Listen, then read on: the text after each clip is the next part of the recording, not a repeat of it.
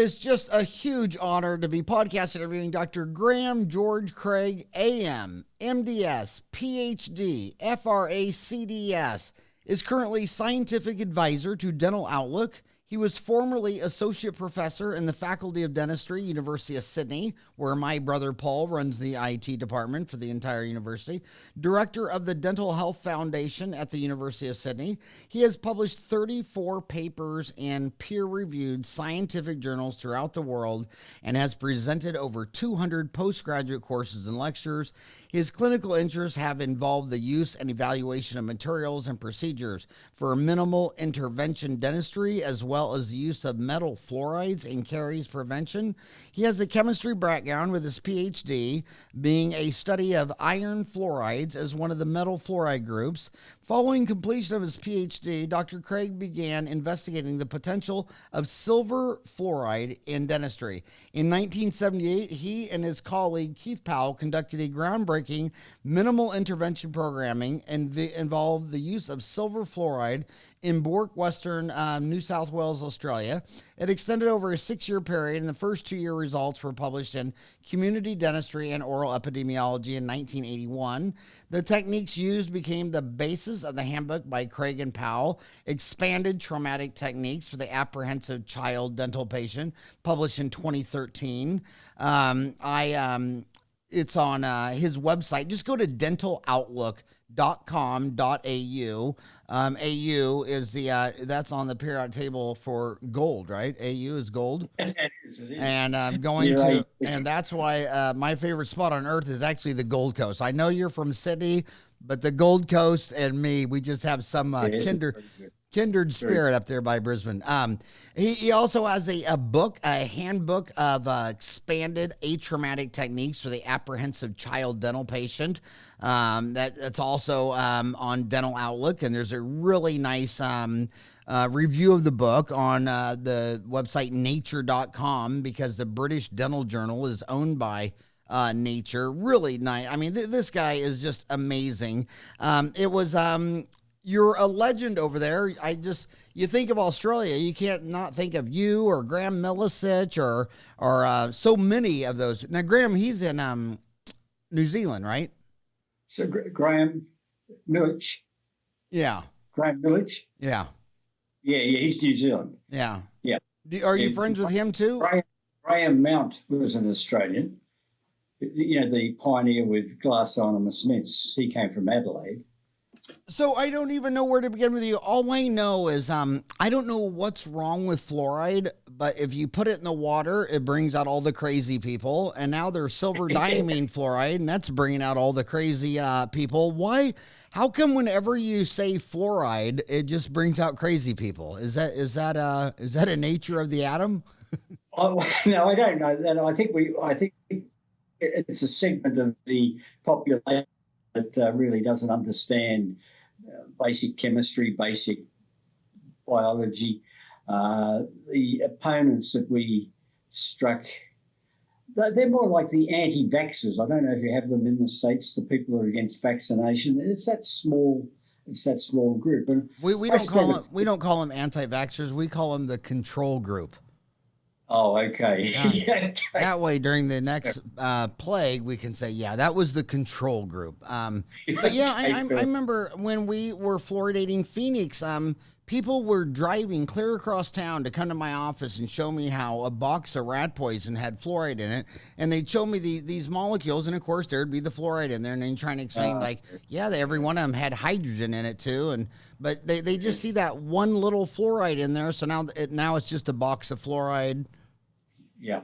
Yes. I mean, any disease going from A to Z was attributed to water fluoridation. I mean, we had a lot of scare campaigns, but we won through. And in our state, 26% of the state is fluoridated, which we're very proud of. And so we did go through some very rough times. However, it's a matter of just educating people. When parents saw what fluoride was doing for their children, you know, the knowledge spread, and it's just accepted now. But there are, from time to time, we do have the odd fringe group come up and say that they're going to save the world by stopping fluoridation.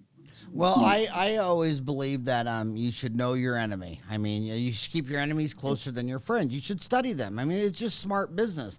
So I actually, during the water fluoridation debates, I actually got really involved and I read all their books and I went to their meetings. And in America, some people say America is about truth, liberty, and justice. After 57 years here, I think America's about money's the answer. What's the question?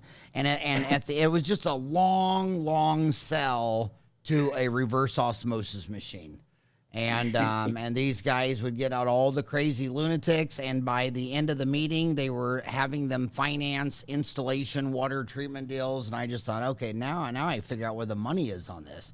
So so now fluoride's back, and it's with silver diamine fluoride, and I can assure you on Dental Town, it's the pediatric dentists do not agree on this at all.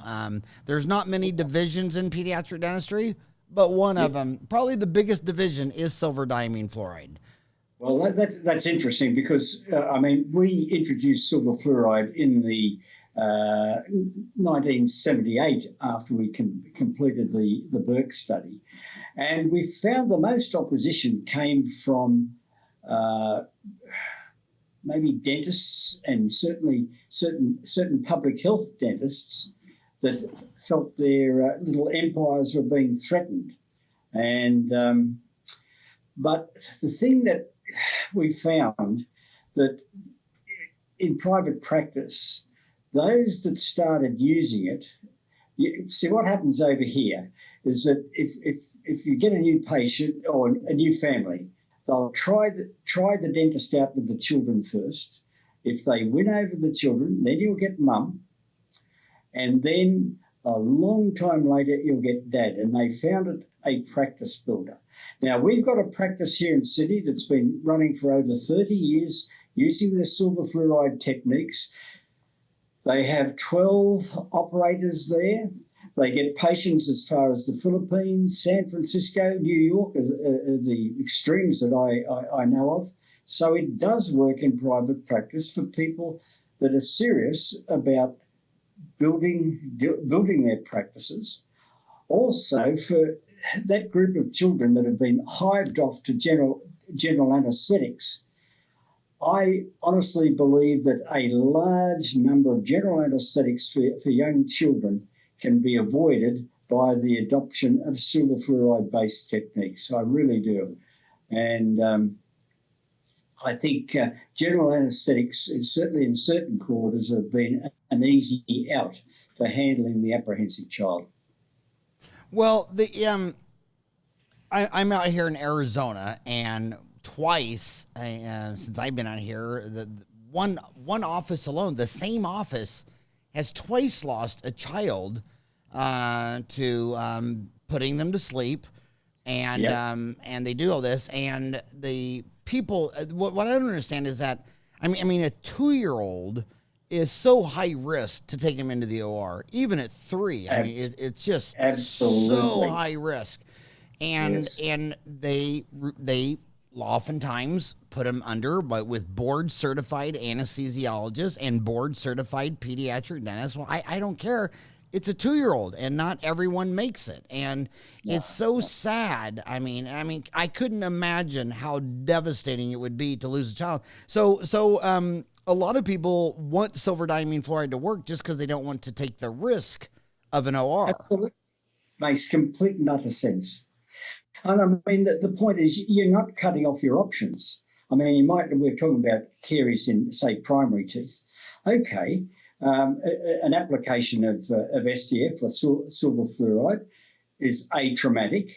It'll either arrest or slow down the development of the lesion.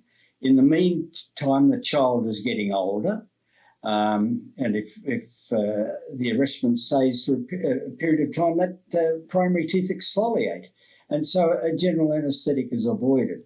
So, and anyhow, even if one starts off with silver diamine fluoride and has to do conventional treatment later, it's so much easier because you've got the child on the side. We found in our Burke study, we were taken out to Burke to handle a group, that's Keith Powell and myself, a group of needle-phobic kids. And the dental team out there said to the principal dental officer in the region, unless you do something about this, we are all going on strike, because they were getting bitten, kicked, scratched by these children. And anyhow, Keith and I went out there. It was a bit like going behind enemy lines with only a handgun, but because we knew, we were flying by the seat of our pants. But after using the silver fluoride approach for 3 visits, so that was baseline 6 months, 12 months, probably 18 months. So probably on the 4th visit, we were staggered at the change in attitude of these kids that were previously so apprehensive actually ran to greet us when we were setting things up. It was a complete and utter change. We had literally turned tigers into lambs, and this is the sort of thing that can be achieved. And it's we kind of come in as a baby, and then we go out as a baby. In the United States, the geriatric dentals say that about 4% of Americans will finish out their life in a nursing home. And I don't have to worry about it because I'm a man, and we pretty much die before we get to the nursing home. If you go into the nursing home, it's a woman thing. But so if you're a woman out there, and they say the average American in a nursing home gets 1 root surface cavity per month. Yes. And so I'm in the very warm section of Phoenix. I would be in this United States. It'd be like Darwin for you in Australia. Yes. And so we have a bunch of retirees, lots of nursing homes. So I actually spent, I went to about, I'd say 6 or 7 or 8 different nursing homes and spent a whole shift there. And it was always the same. It was like one smaller, tiny little girl, and she would be in charge of a wing for her shift. And she would have to feed them all, give them their medication, bathe them. I mean, she had to do everything.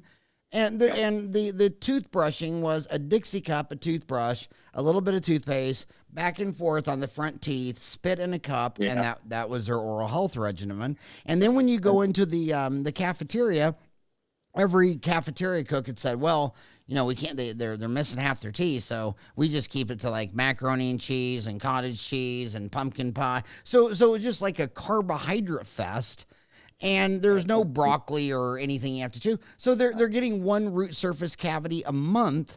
And I'm thinking, would Silver Dime if I go to your website, dentaloutlook.com.au, one of your books is Silver Fluoride Techniques for Use in Aged Care Dentistry by Alan Deutsch.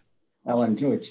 Well, this is some work that Alan has been doing in a nursing home here in Sydney, and he's been using the silver fluoride approach. And we just published recently in Special Care Dentistry. Some of the results he's getting are truly amazing, because a lot of these patients are on polypharmacy, they've got poor salivary flow, their rate of caries development is very high. But once again, this silver fluoride approach has brought things under control. And I see an enormous use for it in aged care, I really do. And I've got to, I was used to treating the younger age group, but Alan is very, very good in treating the older patients, and he's recorded the results and has published them.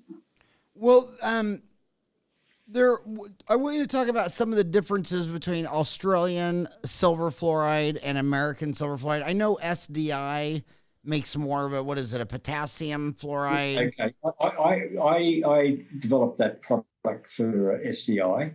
I made the product that Jeff Knight used in his thesis work. That product was originally designed. The parameters given to me were that we wanted something that could be used on asymptomatic permanent teeth with large posterior permanent teeth, with large carious lesions where the removal of that last layer of caries may have exposed the pulp and resulted in the need for some form of pulp therapy. So it was designed firstly to minimise the staining that would occur in the overlying restorations and the surrounding tooth structure. So to do that, we had, I made a silver diamine fluoride with a fair level of ammonia, because the more ammonia what one has in the preparation, the less propensity to stain. Then the follow-up with potassium iodide was to sop up any free silver ions as silver iodide. And then one applied more potassium iodide to actually get rid of the white precipitate. And that is specifically what it was designed for. There's another silver fluoride here in Australia that is water-based. It's not available in the US at the present time. It's commonly thought that water-based silver fluorides aren't stable. Well, I can assure you the one that is being used now is stable for 3 years, and the additive, the stabilising ingredient is subject to a patent. But so there are two. There are absolutely two. The one that you're using in the States from Advantage Rest, okay, that is basically the US version of the traditional saffroride, which has been around for, I think, over 60 years. And so, what do you think is going to be the, what do you think is going to make silver diamine fluoride advance more? What do you think it's going to push it over the edge? I think education. I think the word will be spread by parents, particularly those who have children that have been told that they needed a GA to get their dental work done. I think give it time, quite frankly, and I think there needs, in the US, if I may suggest, there needs to be far more concentration on techniques of application. See, for example, I'm riding a hobby horse here, but I think for lower arch isolation, when you're using SDF or whatever silver fluoride, one must use Garner's clamps. They're made in the US, they've been around for a long time, but they keep that area nice and isolated. It makes the procedure so much easier. And I'd suggest people look at some of the videos done, for example, by Janet McLean. She's a very practical, hands-on pediatric dentist, and they do well to have a look at her techniques. It's an honor to be in the same profession as Janet, isn't it? She's the only person I've ever met that was in the New York Times. Yes, I shared a lecture platform with Janet in Montreal. It was, I think, about 2 years ago now, and got to know her. She's a lovely girl. Yeah, just amazing. I feel like you're so smart. You should talk about more of the chemistry. So it's AGF, silver fluoride, and SNF. That's tin fluoride. SNF2. Yeah. Stennis. So it's SNF2, AGF plus SNF2. Yeah, SNF2. Yes. Yeah, and do you think how is the rest of the world looking at this? I mean, you're over there in Australia. Well, you're right next to some major countries like Japan. How's Japan looking at this? Oh, look, I don't think Japan's is a market for silver. It's a very big market at all. They seem to have a traditional. They have a bit of resistance to silver fluorides there, and I think it goes back to the days when, for beauty reasons, women used to blacken their teeth with, what was it called? Ogahulu, I think was the name, but they used to use iron salts to blacken their teeth. There seems to be, I mean, also in terms of Japan, they were very late to come into fluoride toothpaste. I don't know if it's, I'm a bit out of touch with that area now, but for years they wouldn't touch fluoride toothpaste. So I don't pretend to understand what's going on in Japan. But all I can say is that if people are serious in particularly developing countries and they've got limited manpower, that they should look at the SDF silver fluoride-based techniques. The beauty of it is it brings an uncontrolled situation into a controlled situation, and it enables them to pick off the high-risk patients and treat them first. So I see an enormous potential. I think the barriers that I see are that, particularly in government areas, there's an old saying that monks do not pull down monasteries. And I think there's often a resistance of head dentists that have built up a big dental team, and they get a bit scared that their empires may be getting cut into. What was the saying about the monastery? There's an old saying about what, the monastery? Monks do not pull down monasteries. Monks do not pull down monasteries. Oh, monks do not pull down monasteries. Okay, Yeah. that makes sense. Yeah. Humans are quite interesting little creatures, aren't they? Yes, yes, it is. But I think in dental training, I don't know anything about dental training in the US, but I'd like to see a little bit more emphasis on a bit more chemistry and organic chemistry, so that dental people can understand not only silver diamond fluoride, but can understand the basis of certain restorative materials like glass ionomer cements, which is an acid-based reaction, resin composites, as you know, that developed by Ray Bowen. Understand polymer chains and things like that. I think it would help the dental industry as well if they had a highly educated group buying from them. Yeah, it's really interesting how America, they're really not in the university level. They're really not into getting their PhDs in math, physics, chemistry, or biology. Like when I go to ASU, where I went to college, it's something like 95% of all the PhD grad students are from just Asia. So there's just something cultural about, like in America, people want business and law and marketing, but man, if you're just going to sit down and knock out a PhD in chemistry, they're not going to be born in Nebraska. Is it different in Australia, or? I think what you've just said describes the local situation very, very well. Yeah. I mean, is very interesting. I want to switch gears completely to a whole different subject. You also talk about atraumatic extractions. You have a handbook of expanded atraumatic techniques for the apprehensive child dental patient. Talk about extractions do not feature heavily. I promise you. Extractions do not what? Did not feature heavily. They do not feature heavily in that handbook. Yeah. Well, so you didn't talk about that in the handbook? No, we talked about how to preserve primary teeth with minimal intervention. Huh, that's an interesting title. A handbook of expanded atraumatic techniques for the apprehensive child dental. Oh, okay. I'm sorry. My brain saw atraumatic and immediately read extraction.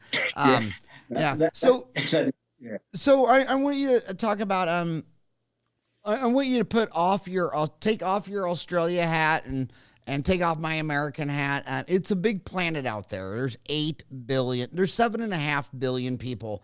And I watched them do dentistry in, 50 countries. And in order to do adhesive dentistry, you need an assistant, high-speed suction, a rubber dam.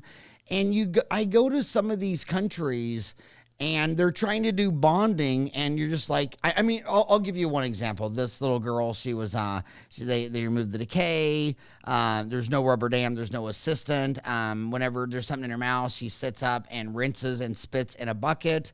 And he painted on the blue etch, and then she rinsed and spit out. Then he painted on the bonding agent and cured it. And then she rinsed twice. Then he put in the composite and he cured it. And then what was the craziest, then he spent like 20 minutes polishing it So it just looked beautiful, and I'm sitting here thinking, okay, this should have been an amalgam. And then I go in the United States and I talk to dentists that are just as smart as you can be, and they truly believe in their brain that their posterior composites last longer than amalgams. And I mean, so is amalgam just dead because so talk about amalgam. Do you think amalgams are dead? Well, I think they are probably in the marketplace, but I know if I had to have a posterior restoration and it was a choice between resin composite and amalgam, I'd have amalgam. Look, I've seen amalgams that are 50, 60 years old. They last. And when you look at the chemistry of resin composites, I just can't see the longevity, especially in the newer ones. I mean, probably some of the earlier ones they had better longevity. Maybe the early Herculites, etc. I think that a lot has been sacrificed in resin composites for ease of polishing, ease of placement. Now, why I talk about resin composites, when I did my master's degree, it was on resin composites before I moved into the other area. So, and I was fortunate enough to spend time with Dr. Ray Bowen at the National Bureau of Standards in Washington. And he taught me a lot. He taught me how to think, and he was really a great researcher. He really was. Was your favorite Jeffrey Knight, though? Sorry? Was your favorite Jeffrey Knight? Jeffrey Knight, your favorite student? Jeffrey Knight? He went to Melbourne. I went to Sydney. And so Jeff and I met up in the mid-1980s when he was talking about tunnel restorations. And I arranged for him to have a lecture here in Sydney, which was very well attended.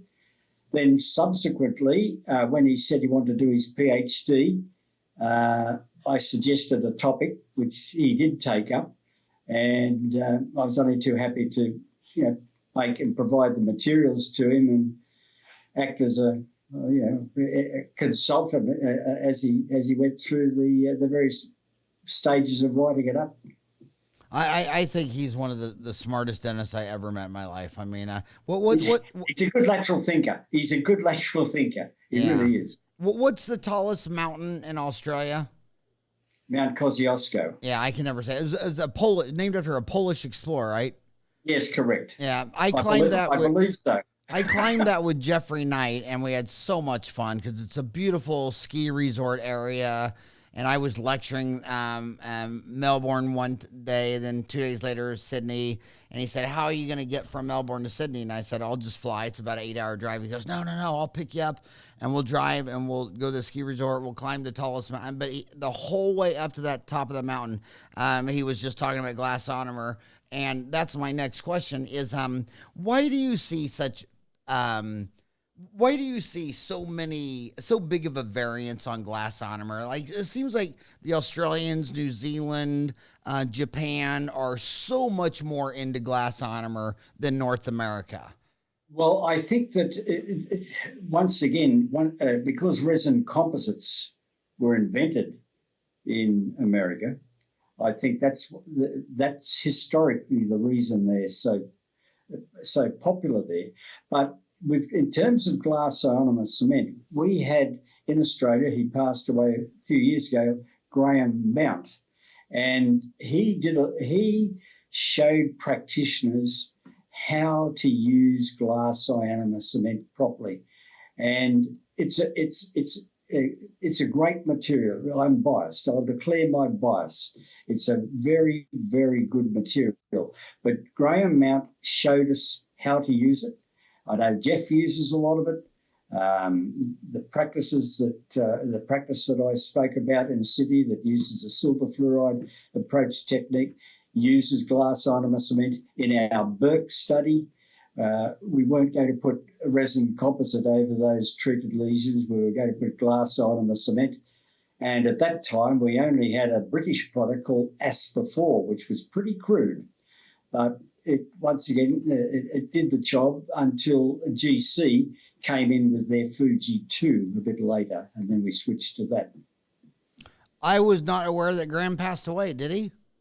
Yes. When did that happen? That would have been, I'm just thinking as we're talking, I think that would have been about 4 years ago. He was in his 90s, and he had some poor health in the last period. Now, you're in Sydney. He was in Adelaide, wasn't he? He was in Adelaide, that's correct. Yeah. Yes. He was in Adelaide, and he had a strong connection with the University of Adelaide. So, back to glass ionomers. We took a filling that was half mercury. The other half was silver, zinc, copper, and tin. So every ingredient was antibacterial, anti-biological. Yes. And Americans replaced it with this inert plastic. Exactly. So do you think the next move for these big composite companies like SDI in Melbourne, Australia, or Ivoclar in Liechtenstein will be to put some antibacterial feature in these inert plastics? Well, as I said, they're trying it all the time. But as I understand, and I'm not in the area now, but as I understand, the problem with some of these antimicrobial ingredients is that many of them interfere with the polymerization process, and you get a product with reduced physical properties. So I don't know which way. And I don't know if we come back to glass ionomer cements, whether they've reached the ultimate of their development there. I don't really know. But resin composites could do a lot more. They really could. But it's up to the manufacturers. It's how they see the marketplace. Do they want to make it easy to polish, easy to place in bulk? All these things are designed for ease of use. So you have two websites. What are my listeners going to find on your two websites? You have dentaleducationshop.com.au. We're taking that one off. You're taking that one off? Yep. Okay. So when you so then you're just going to go to dentaloutlook.com.au. Dental Outlook? Yep. That's the one? We're starting to expand that. What happened is that I think you have Uber in the United States.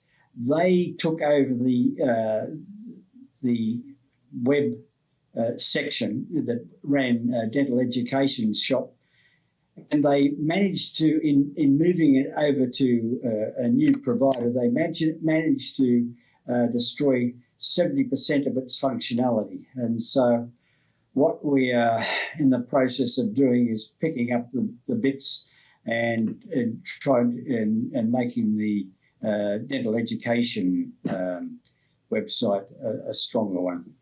Oh, so you're gonna take down Dental Outlook and move it to Dental Education? No, take down Dental Education Shop and move it to Dental Outlook. Move it over to Dental Outlook. Okay, interesting. And what happened with Dental Education? The people that run it, it's not running it is right. Well, there are certain programs you can use to run websites, WordPress, Kentico, but this was a forerunner of those, and it was done by an American lass who was living in Sydney, and it was extremely good. But the problem was in moving it, no one understood how to use the back end of the program, and it was just ruined. So, when you go to your website, so if you go to Dental Outlook, I mean, you have so many things: leaflets and booklets, posters and wall prints, handy cards, recall cards, children's products. What is the core of what you're trying to accomplish on your dentaloutlook.com? Okay. Historically, when I was at the University of Sydney, they got rid of our department. They did a rationalisation and got rid of our department. At that stage, I felt I was too young to maybe go back to too old, I should say, to go back to private practice. And so I thought, well, what else? I thought there was a need for dental education material. And I thought, well, I might be able to help educate patients by bringing out the right dental education material. So that was over 20 years ago. So those items that you see now are a remnant, I suppose, of our early activities. We still provide them, but it's by no means the situation that it was, say, 10 years ago, because a lot of new dentists simply do not read hard copy. They do not read hard copy. And so the whole dental marketplace in that area has changed. So you've written a lot with Keith Powell, who's an orthodontist. Now, he's an orthodontist. You have a PhD. Were you any dental specialty too? No. I deliberately stayed out of a speciality because I wanted to be a general dentist. Now, what happened is that when our department was on the process of being obliterated or taken out of action, Keith moved over to do orthodontics. I moved over. There was no demand in Australia for people with expertise in metal fluorides. So actually I was retrained as a graphic artist and started producing those publications that you just mentioned. So I want to switch gears to something else, the business of dentistry. Yes. You remember George Port. I certainly do. I love that man.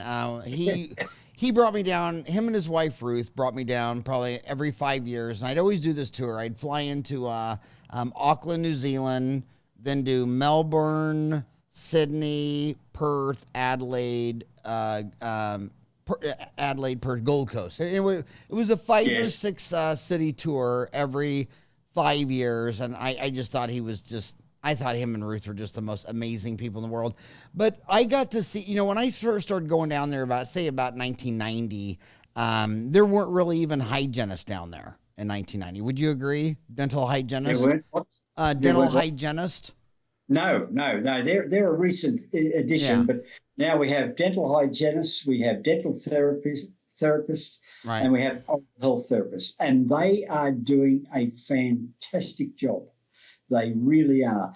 So they're going out to tough areas, and they're performing a great service. I've got a great deal of time for them. Well, it's kind of interesting because that's what I see down there. The dental therapists, they like it, but in America, that is a very controversial thing, and it's so bizarre because it started about, in this case, in Alaska, where Alaska, if you cut Alaska in half, each half would be bigger than Texas, which is the second largest state. So they had areas in in Alaska, larger than most states that didn't have any dentists, and they needed some rough and tumble person to get on a sled dog, a snowmobile, or an airplane without wheels but rudders to go in these areas. And the dentists in America fought it as if they were flying in there to sell drugs to children. Again, why do you think a dental therapist, dental hygienist, expanded duty functions, why do you think all of those things are fought so hard? Protection of empires. Simple as that. Protection of an empire. So you would say money's the answer. What's the question? They would just say it's reflecting. And what's amazing is when they approved dental therapists, I actually, by I get to go around. I lecture in those states that have those, and those dentists tell me, "Oh, I love it. I have two hygienists. They do the cleanings. I don't want to do the cleanings. And now I got a dental therapist, and they're doing the fillings. I don't want to do the fillings. And now I'm just sitting there doing molar endos and difficult extractions and placing implants." And you're like, "Yeah, that's what all the normal people would do." But I want to ask you another question. In Australia, they kind of granted asylum to a bunch of foreign trained dentists since I've been going there. I noticed that's Absolutely. Absolutely. Talk about that. Tell them what happened. You were down there. Yeah. Well, the bureaucrats, and government bureaucrats, felt that the way to control a perceived shortage of dentists was to bring in foreign trained dentists. And they brought them in, and they kept bringing them in, and we kept bringing them in. I heard recently from a person involved with our Australian Dental Association, we now have enough dentists to last 2035.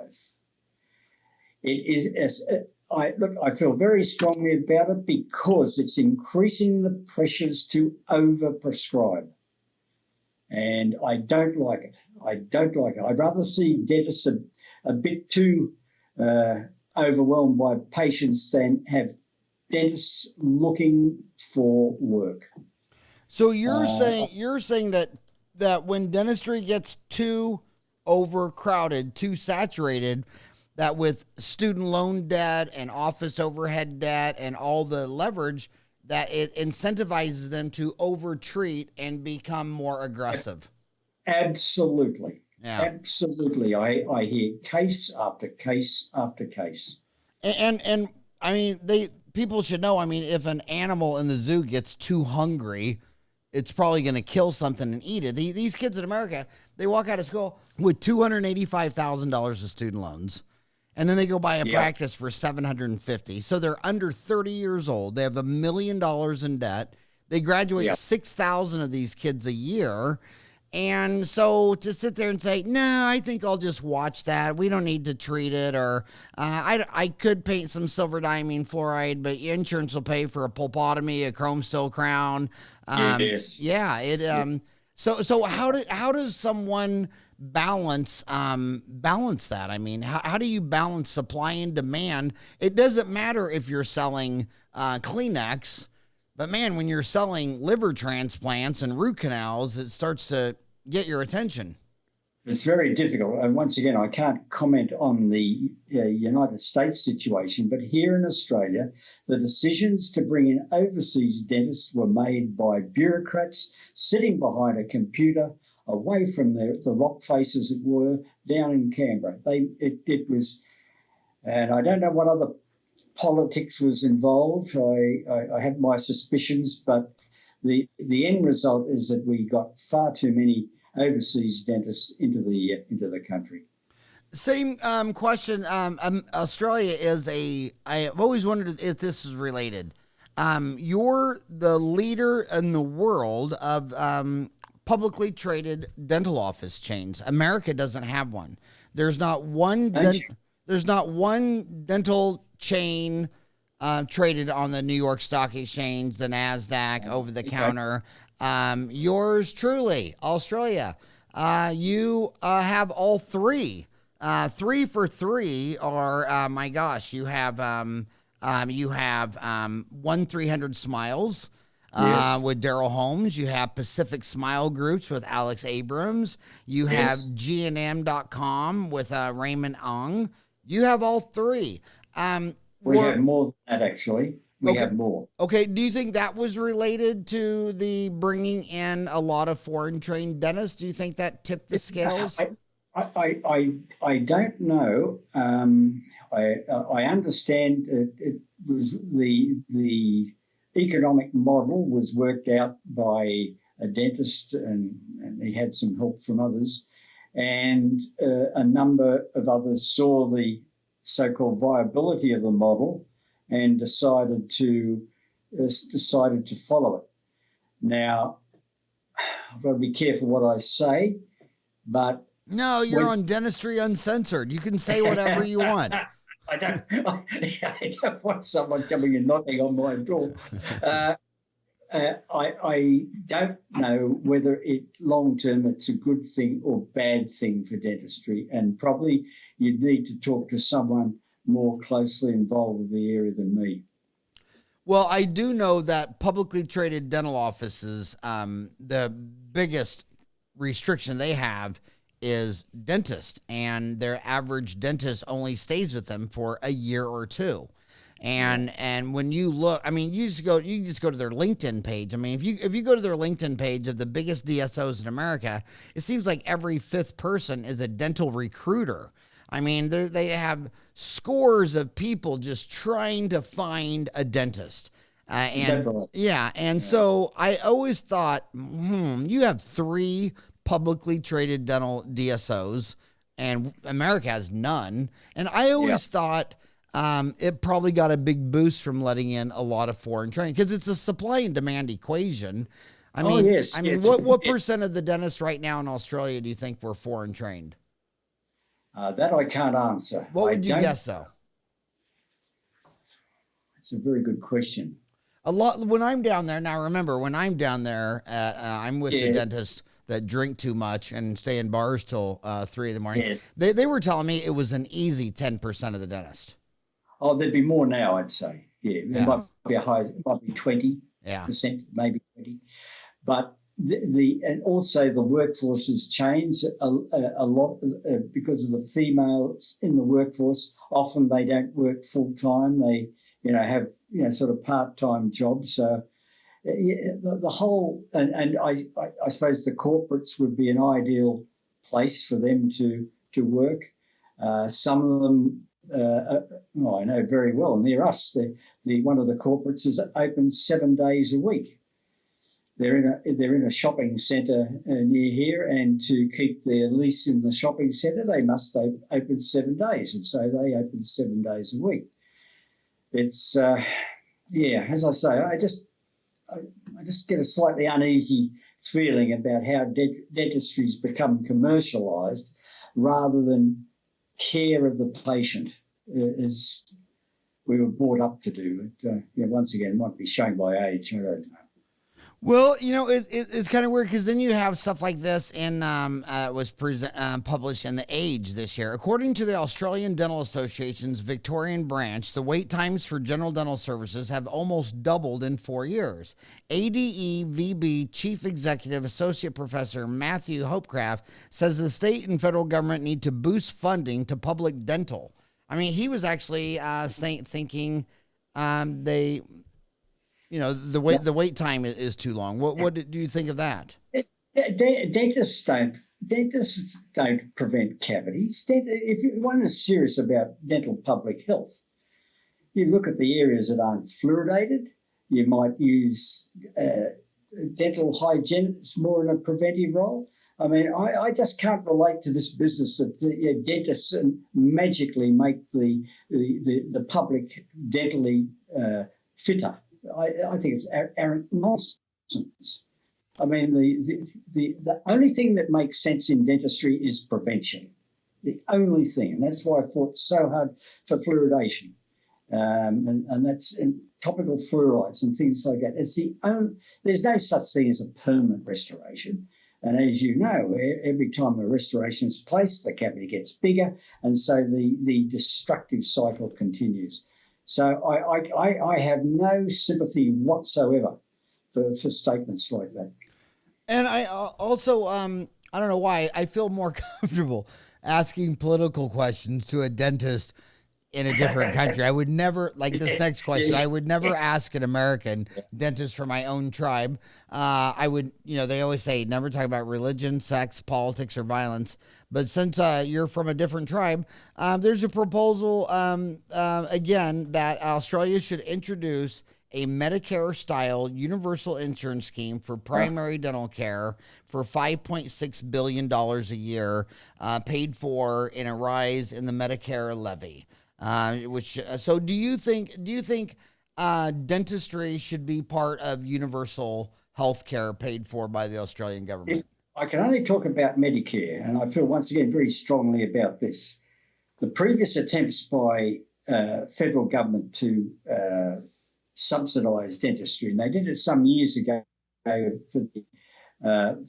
for patients ostensibly with medical conditions, and so they subsidised dentistry. Well, the whole scheme was rorted, and they had to stop it. It cost too much, and that concerns me about expanding Medicare.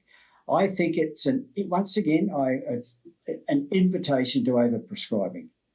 When you've got government money that the patient's not paying for it, or not paying very much, I don't think it's a good scene.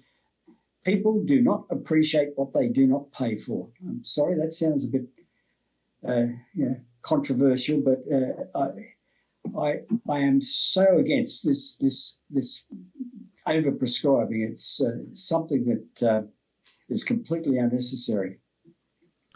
Yes, humans have to have skin in the game. And the difference between a dentist who's an employee and a dentist that owns their own practice, I mean, that is entirely two different beasts.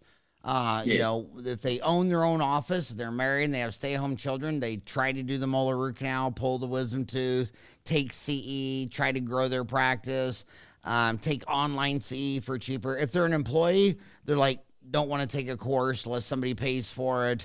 If anything looks even like they're going to have to work hard, they just refer to an endodontist, oral surgeon.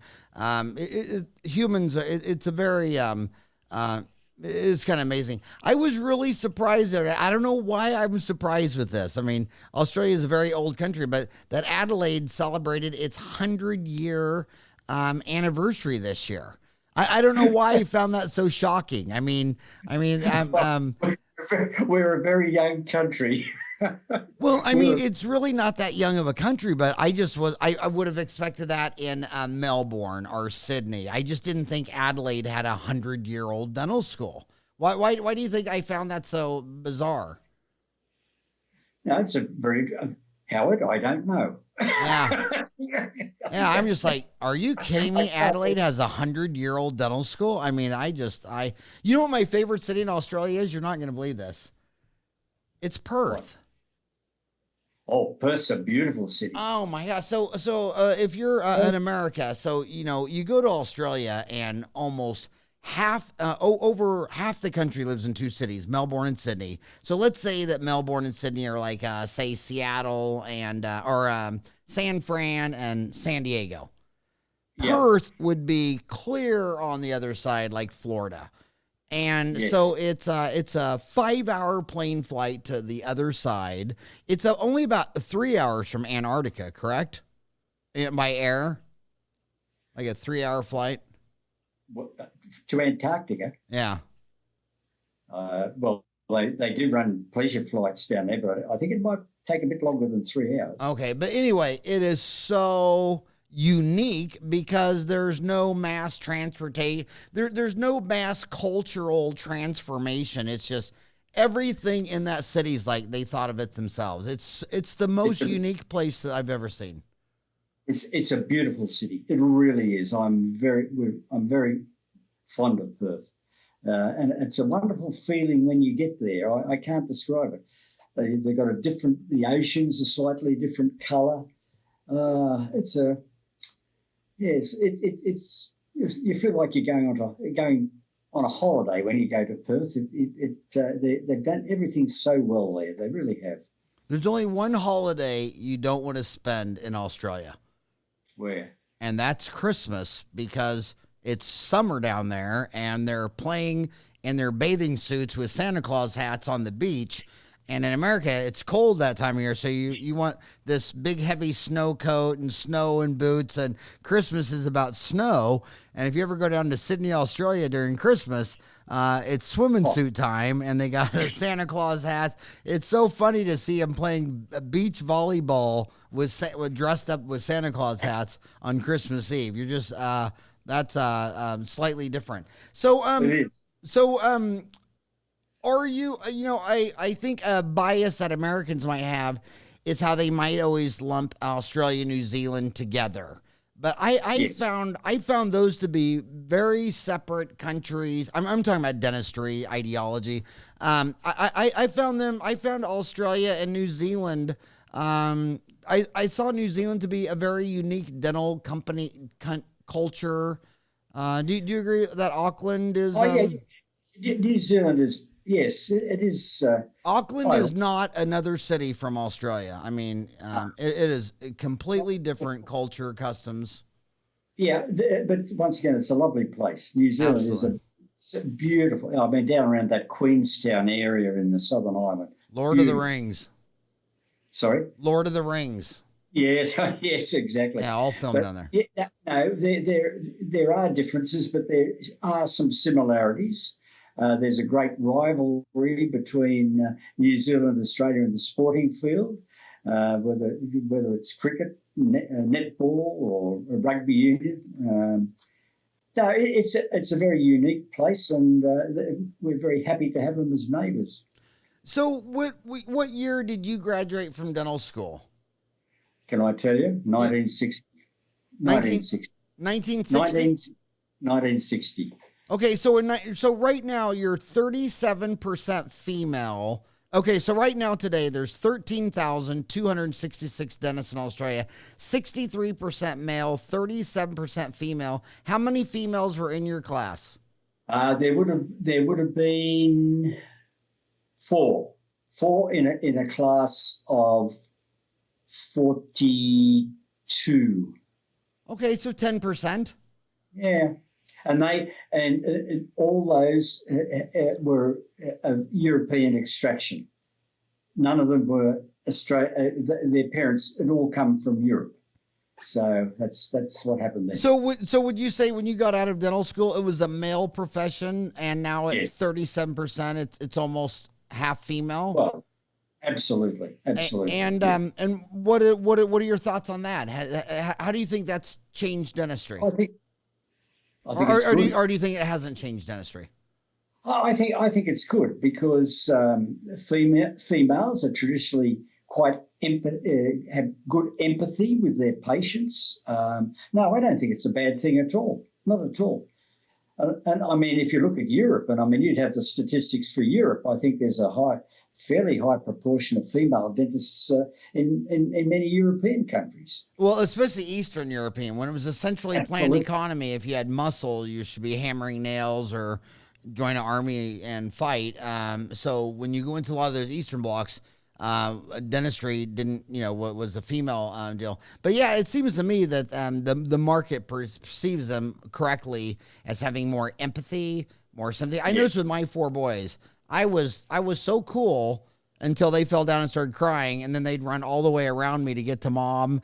I mean, the minute they had an owie and were crying, they wanted nothing to do with me. I also see studies saying that moms are more likely to ask women dentists questions and follow up questions That makes than sense. male. Yeah. I just my gosh. So where are you? Are you in Sydney? Yes. Well, next time I come visit my brother, can we go out to? You are more than welcome. I will show you. I will show you the north. Your brother is on the harbour on the southern side. We are my wife and I are on the harbour on the northern side near Manly. You probably saw the Manly ferry when you were here, so we're close to that. Now, do you have a car? The best harbours in the world. Do you have a car? Have a car? Yeah. Yeah. Do you have a Yes. car?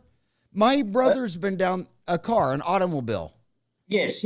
Yeah, my brother's been down there 5 years, and he says he just doesn't even want a car. He said the public transportation, it takes him right to the university. He thinks it would really slow him down to park it and parking, and he still hasn't got a car. And when I'm down there with him, we just go anywhere in town just all day long. Yeah. He's in a very good situation with very, very good public transport. And I could understand. And also it'd be difficult to find places to park cars where he works. and around his place. It makes complete and utter sense. Yes, that's. Well, But we're further out. I can't believe we went over 1 hour, but I have to tell you this. Every time I go visit my brother, the only reason I get in an airplane and fly back to America is because I got 4 sons and 5 grandchildren living here. But if I never would have had a child and never had any grandchildren, there's not a chance I'd fly back to the United States.